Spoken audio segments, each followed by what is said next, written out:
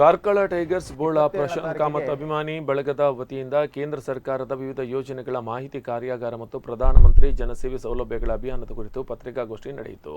ಸಾಲ್ಮರ ಗುರುದೀಪ್ ಗಾರ್ಡನ್ನಲ್ಲಿ ಈ ಒಂದು ಪತ್ರಿಕಾಗೋಷ್ಠಿ ಹಮ್ಮಿಕೊಳ್ಳಲಾಗಿತ್ತು. ಈ ಕುರಿತು ಪತ್ರಿಕಾಗೋಷ್ಠಿಯಲ್ಲಿ ಹರೀಶ್ ನಾಯಕ್ ಮಾಹಿತಿ ನೀಡಿ ದಕ್ಷಿಣ ಕನ್ನಡ ಮತ್ತು ಉಡುಪಿ ಜಿಲ್ಲೆಯ ಜನರ ಕಷ್ಟ ಸುಖಗಳಲ್ಲಿ ಭಾಗಿಯಾಗುತ್ತಾ ನಮ್ಮ ಸಂಸ್ಕೃತಿ, ಕಲೆಯ, ನಾಡು, ನುಡಿ, ಆಚಾರ ವಿಚಾರಗಳಲ್ಲಿ ಅತ್ಯುತ್ತಮ ರೀತಿಯಲ್ಲಿ ಎಲ್ಲರಿಗೂ ಮಾದರಿಯಾಗುವಂತಹ ಸಮಾಜಮುಖಿ ಕೆಲಸ ಕಾರ್ಯಗಳನ್ನು ಮಾಡಿಕೊಂಡು ಬರುತ್ತಿರುವ ಕಾರ್ಕಳ ಟೈಗರ್ಸ್ ಬೋಳ ಪ್ರಶಾಂತ್ ಕಾಮತ್ ಅಭಿಮಾನಿ ಬಳಗದ ತಂಡದ ನೇತೃತ್ವದಲ್ಲಿ ಭಾರತೀಯ ಅಂಚೆ ಇಲಾಖೆ ಪುತ್ತೂರು ವಿಭಾಗ ಇವರ ಸಹಯೋಗದಲ್ಲಿ ಕೇಂದ್ರ ಸರ್ಕಾರದ ವಿವಿಧ ಯೋಜನೆಗಳ ಮಾಹಿತಿ ಕಾರ್ಯಾಗಾರ ಮತ್ತು ಪ್ರಧಾನಮಂತ್ರಿ ಜನಸೇವಾ ಸೌಲಭ್ಯಗಳ ಅಭಿಯಾನವನ್ನು ತಾರೀಖು 27 ಶನಿವಾರದಂದು ಕಾರ್ಕಳದ ಗುರುದೀಪ ಗಾರ್ಡನ್ನಲ್ಲಿ ನಡೆಸಲಿದ್ದೇವೆ ಎಂದು ತಿಳಿಸಿದರು.